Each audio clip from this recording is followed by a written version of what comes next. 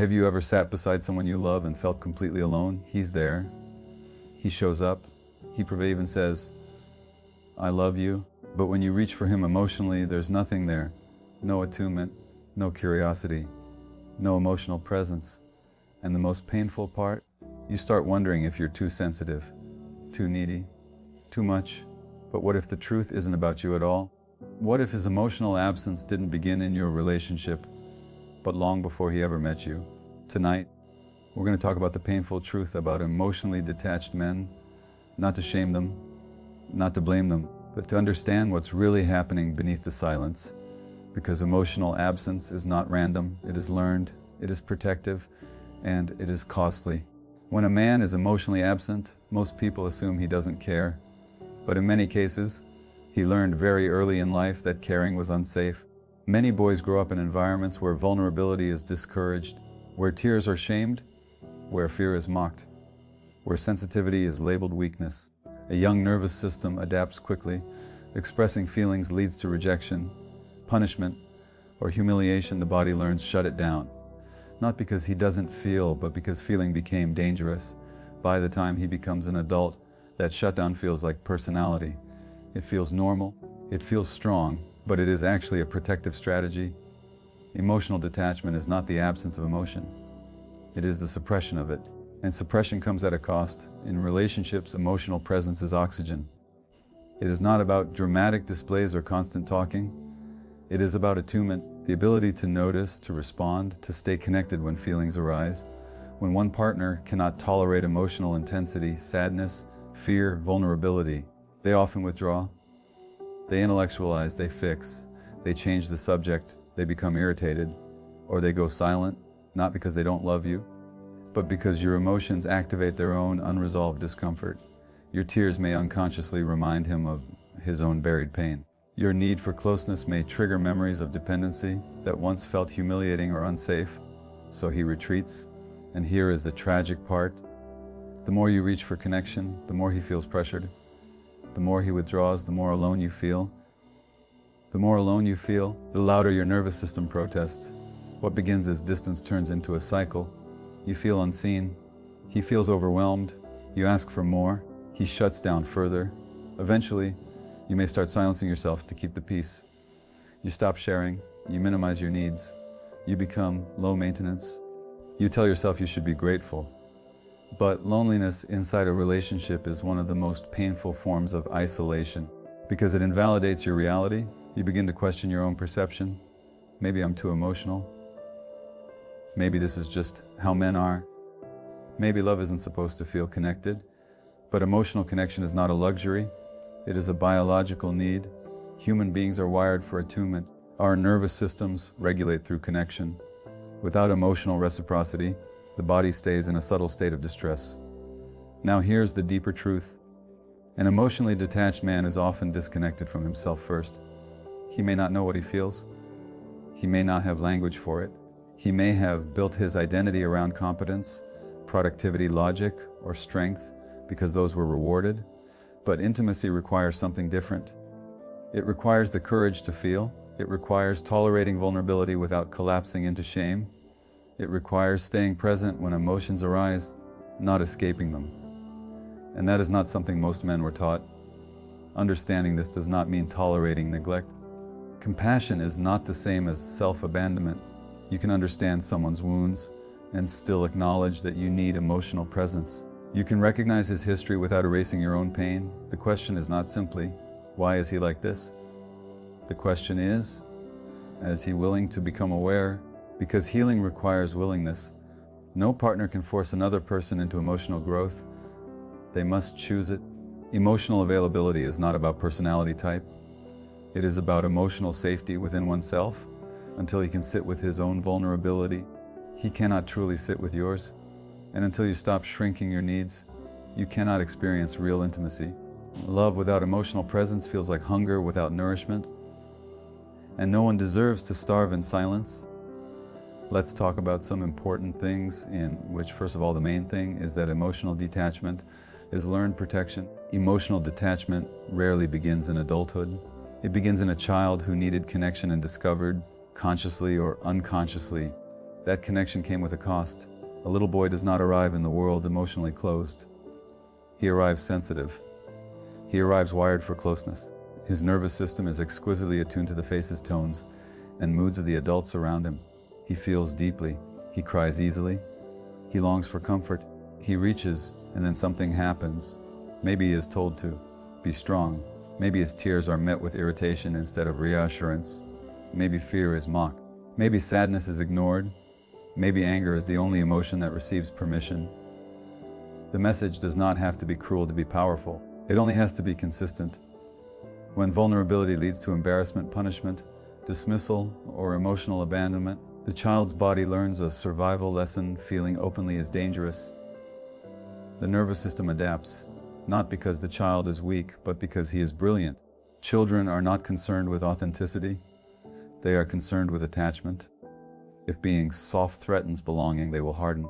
If expressing need threatens connection, they will silence their needs. If sensitivity leads to shame, they will numb it. This is not a character flaw. It is a protective strategy. Over time, what began as protection becomes identity. The boy grows into a man who believes he is not emotional. He believes he is logical, practical, stoic, independent. He may even take pride in it. But what we often call emotional strength is sometimes emotional suppression. Detachment is not the absence of feeling. It is the disconnection from feeling.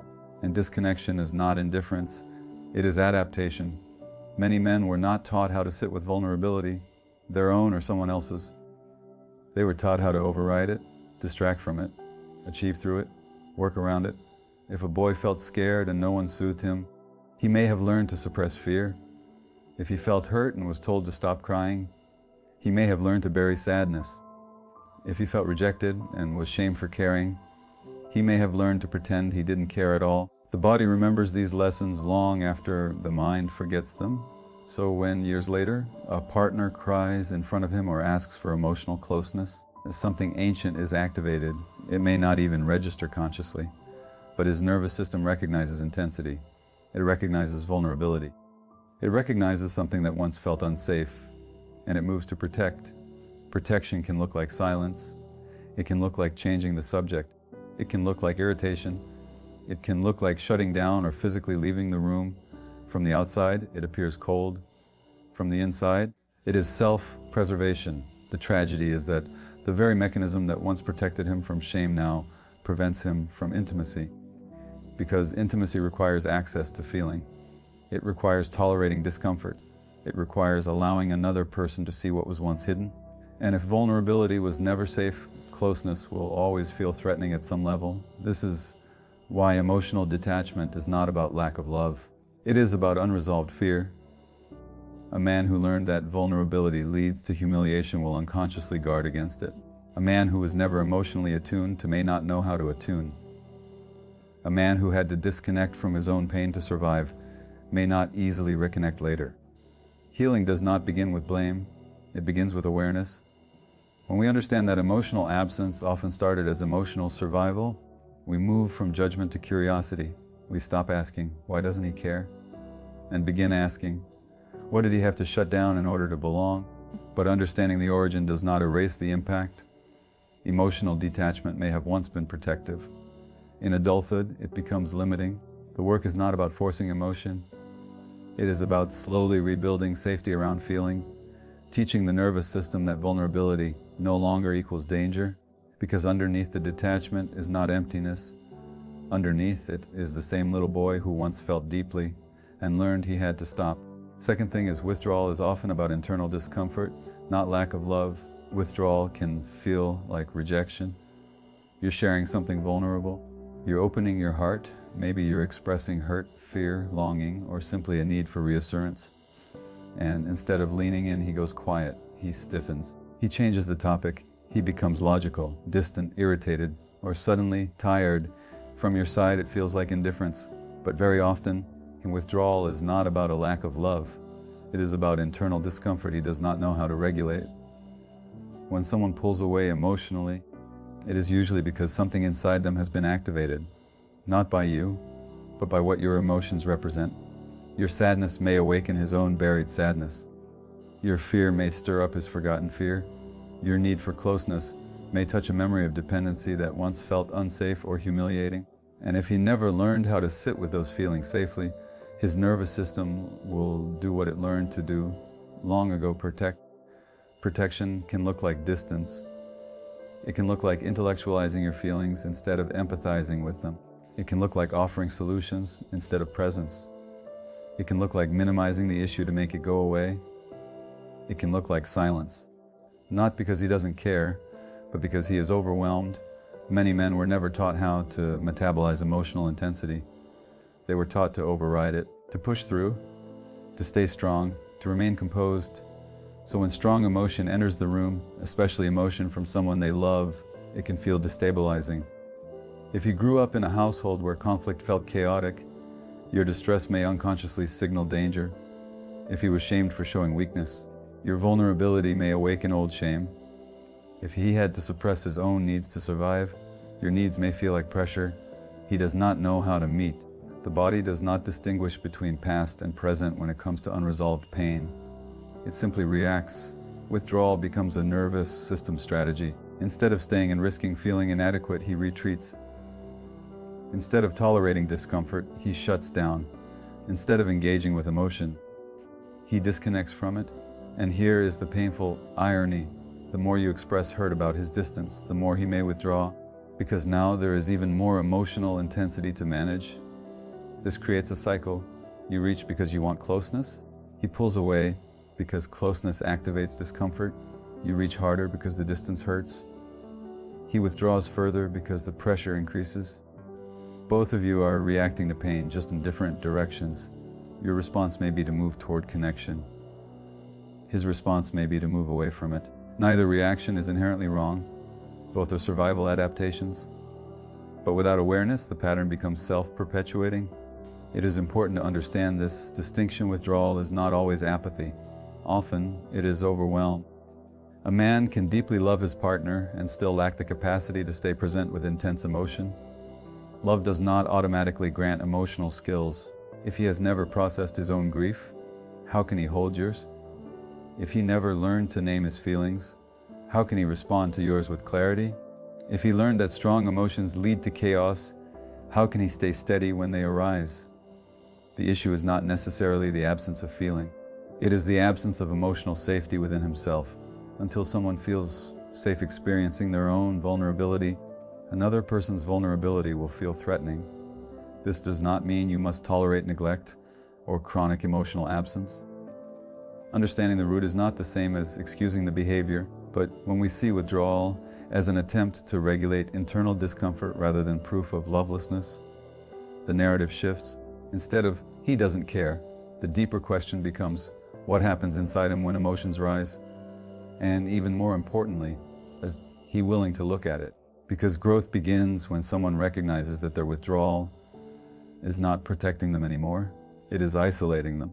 True intimacy requires the courage to remain present when discomfort arises. It requires learning that emotion is not an attack, it is not weakness, it is not chaos, it is simply information. Until that lesson is learned, withdrawal will continue to feel safer than connection, even in relationships where love is real. And that is one of the quiet tragedies of emotional detachment. Two people can care deeply for each other and still remain profoundly disconnected, not because love is absent, but because unresolved pain is still in charge.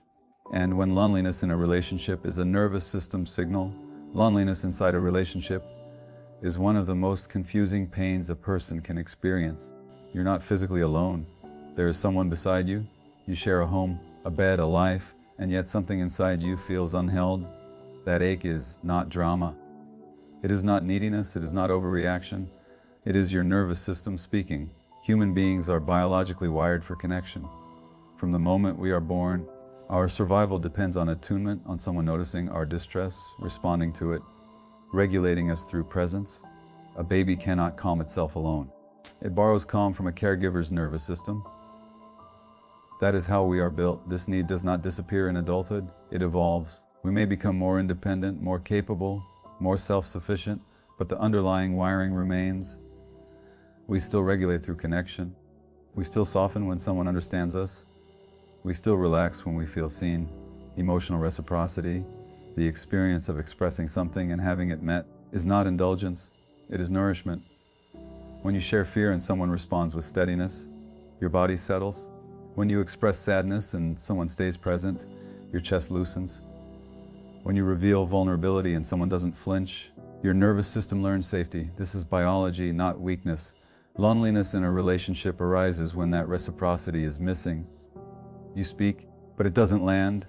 You feel, but it isn't received. You reach, but nothing reaches back. Over time, the body interprets this as subtle threat, not because the other person is violent or cruel, but because emotional isolation activates the same ancient circuitry as physical abandonment. The nervous system does not only register physical safety, it registers relational safety. Are you attuned to me? Do you notice when I am distressed? Can I impact you? Do my emotions matter here? When the answer repeatedly feels like no, the body moves into stress. You may feel restless, irritable, anxious, or numb. You may overthink conversations. You may become hypervigilant to tone shifts. You may start doubting your own perceptions. This is not over-sensitivity. It is your system attempting to make sense of inconsistency. Emotional reciprocity tells your body, you are not alone in this. Emotional absence tells your body, you are on your own. Being on your own, while in partnership, creates a particular kind of distress. It is disorienting because the external structure suggests safety. There is a relationship, but the internal experience lacks attunement. That mismatch strains the nervous system. Some people respond by protesting, asking for more, pushing for connection, escalating their bids for attention. Others respond by shutting down, telling themselves they don't need much, shrinking their emotional expression, becoming self-reliant to a fault. Both are adaptive attempts to cope with unmet need, but the need itself does not disappear. We are mammals. We co-regulate. Our physiology responds to facial expressions, tone of voice, eye contact. When someone emotionally meets us, our heart rate stabilizes. Stress hormones lower, our thinking becomes clearer. When that attunement is chronically absent, the body stays in low-grade activation. This is why loneliness in a relationship can feel more exhausting than being single. At least when you are alone, your nervous system does not expect reciprocity. In a partnership, the expectation is implicit. You expect to be known.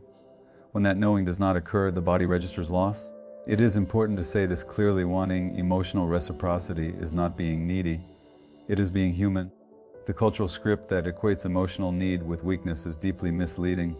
Independence is valuable, but isolation is not strength. Self-sufficiency is healthy, but emotional self-containment at the cost of intimacy is protective armor. Healthy love does not eliminate individuality. It enhances regulation. When someone can sit with you in your distress without withdrawing, your system learns safety at a deeper level.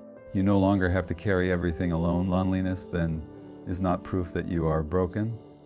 It is a signal that your nervous system is not receiving the attunement it expects, a signal that something essential is missing, a signal inviting awareness, not shame. The question is not, why do I need so much? The question is, what happens in my body when I am not emotionally met? And perhaps even more gently, am I allowed to honor that signal? Because ignoring chronic loneliness does not make you stronger. It teaches your body that its needs are irrelevant. And over time, that kind of self-abandonment becomes far more painful than the original distance. Emotional reciprocity is not luxury. It is relational oxygen. Without it, something inside begins to suffocate quietly. And your nervous system, in its wisdom, will keep reminding you not to punish you, but to guide you back toward connection that feels alive, responsive, and safe. In last, I would say that understanding someone's wounds does not require self-abandonment. It is a beautiful thing to understand someone's wounds, to see the frightened child behind the guarded adult, to recognize the shutdown not as cruelty but as protection, to understand that detachment, anger, defensiveness, these are often scars, not weapons.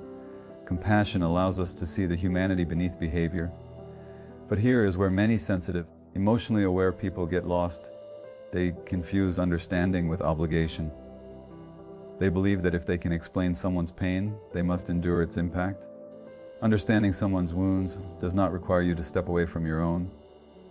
You can know why someone struggles and still acknowledge that their struggle is hurting you. Compassion becomes self-abandonment when you use empathy to override your own nervous system. You tell yourself, he's like this because of his childhood. You say, he doesn't mean to withdraw. You remind yourself, he had it hard. All of that may be true, but if in the process you silence your loneliness, ignore your hurt, and shrink your needs, you are reenacting something familiar, abandoning yourself to preserve connection. Many people learned early in life that love required accommodation, that being understanding ensured belonging, that minimizing their own distress kept the peace. So when they encounter a wounded partner, they lean even further into empathy. They become the regulator, the stabilizer, the emotional container. But relationships are not meant to be one-sided emotional caregiving systems. Compassion without boundaries turns into quiet resentment. It feels noble at first, generous, mature. Over time, it feels heavy, draining, invisible. Because while you are busy understanding his past, who is tending to your present? Boundaries are not punishments. They are clarity. They are the line that says, I can care about you and I cannot absorb everything. A boundary does not say, you are wrong. It says, this is what I need to feel safe. There is a profound difference. When someone's wounds cause them to withdraw, lash out, or remain emotionally unavailable, you can acknowledge the origin without accepting the ongoing harm. You can say internally or externally, I understand this makes closeness difficult for you, and closeness is essential for me. Compassion says, I see your pain. Boundaries say, I see mine too. Both are necessary for healthy love. Without compassion, relationships become rigid and punitive. Without boundaries, relationships become unbalanced and unsafe. Many people fear that setting boundaries will make them less loving. In reality, boundaries make love sustainable. If you continually override your own discomfort in the name of understanding, your body will eventually protest. It may show up as anxiety, irritability, numbness, or even physical symptoms. The nervous system does not tolerate long-term self-neglect quietly. Understanding someone's trauma does not mean becoming responsible for healing it. Healing requires personal ownership. It requires willingness. It requires effort from the person who carries the wound. You cannot love someone into emotional availability if they are unwilling to face themselves. And sacrificing your emotional well-being in the hope that your patience will transform them often recreates the very dynamic that shaped their detachment. One person disappearing to maintain attachment. True compassion is not self-erasure. It is the capacity to hold two truths at once. I understand why you struggle, and I will not ignore what this costs me. When compassion and boundaries coexist, something powerful happens. You stop trying to rescue. You stop trying to fix. You stop trying to prove your worth through endurance. You begin relating from wholeness rather than fear of abandonment. This does not mean becoming cold.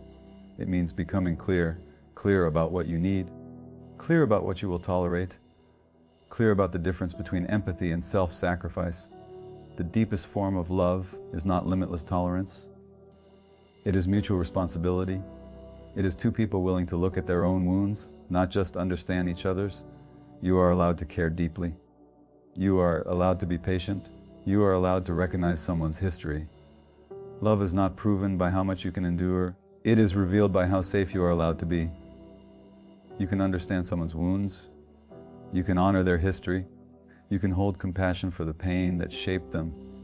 But you are not required to bleed quietly to prove that you care. Healthy love does not ask one person to disappear so the other can feel secure. It invites both people to stay present with their fears, their needs, their boundaries, and their humanity intact. If you find yourself constantly shrinking, softening your truth, or carrying emotional weight alone, pause. Ask yourself gently, am I loving them at the cost to myself? Compassion without self-respect turns into exhaustion.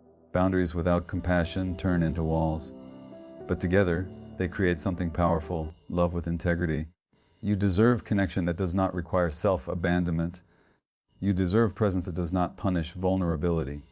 You deserve reciprocity, not survival. And sometimes the most loving thing you can do for yourself and for the relationship is to stop disappearing. Because real intimacy is not built on endurance. It is built on two people who are willing to show up fully, honestly, and responsibly, without asking the other to become smaller in order to stay.